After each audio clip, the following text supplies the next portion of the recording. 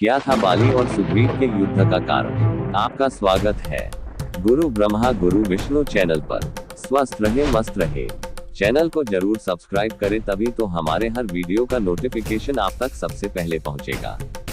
ये उस समय की बात है जब वानर राज बाली को तपस्या भंग करने की वजह से मतंग ऋषि का श्राप मिला था कि अगर वह ऋषिमुख पर्वत के समीप या पर्वत क्षेत्र में प्रवेश करेगा तो उसकी मृत्यु निश्चित हो जाएगी।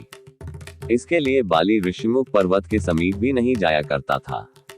ये जानकर सुग्रीव पर्वत जा छिपा था। रामायण कथा के अनुसार वानर राजा सुग्रीव ने वनवास के दौरान सीताहरण के बाद लंका नरेश रावण संग युद्ध में मर्यादा पुरुषोत्तम भगवान श्री राम की सहायता की थी। इस युद्ध में वानर सेना की मदद से भगवान श्री राम ने रावण और उनकी सेना को परास्त किया था। जब सीता हरण के बाद भगवान श्री राम और लक्ष्मण वन में माता सीता की तलाश कर रहे थे, उस वक्त उनकी मुलाकात परम भक्त हनुमान और वानर राजा सुग्रीव से हुई थी। सुग्रीव अपने भाई बाली के डर से ऋषिमुख पर्वत में छुपे रहते थे, क्योंकि बाली अत्यधिक बलशाली था, इसलिए हर कोई उससे भयभीत रहता था। वानर राज बाली को तपस्या भंग करने की वजह से मतंग ऋषि का श्राप मिला था कि अगर वह ऋषिमुख पर्वत के समीप या पर्वत क्षेत्र में प्रवेश करेगा तो उसकी मृत्यु हो जाएगी। इसके लिए बाली ऋषिमुख पर्वत पर नहीं जाता था। ये जान सुग्रीव पर्वत जा छिपा था। भगवान राम से मिलने पर वानर राजा सुग्रीव ने अपनी आपबीती सुनाई। ये सुन भगवान ने सहायता करने और बाली का वध करने का वादा किया। एक बार की बात है जब दुंदुभि नामक दैत्य ने वानर राजा बाली को युद्ध के लिए ललकारा था।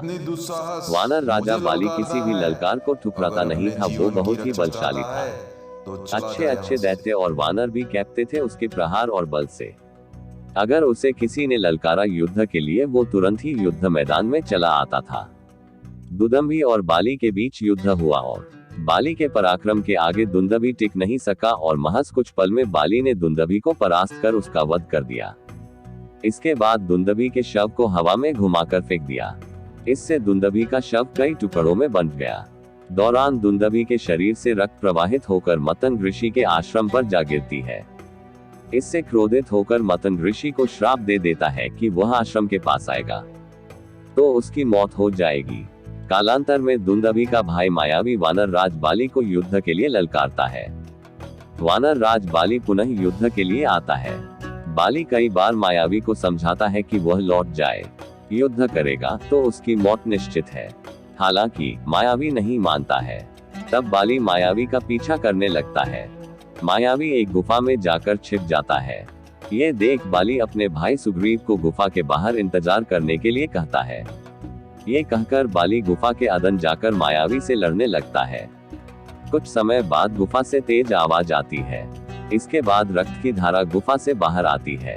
ये देख सुग्रीव को लगता है कि मायावी ने बाली का वध कर दिया है। ये सोच गुफा को पत्थर से बंद कर सुग्रीव किष्किंधा लौट आता है और प्रजा में ये सूचना फैल जाती है कि वानर बाली को युद्ध में वीरगति प्राप्त हुई है। ये जान सुग्रीव को नया राजा बनाया जाता है। कुछ दिनों बाद बाली पुनः लौटकर अपने राज आता है। ये देख सब हैरान हो जाते हैं।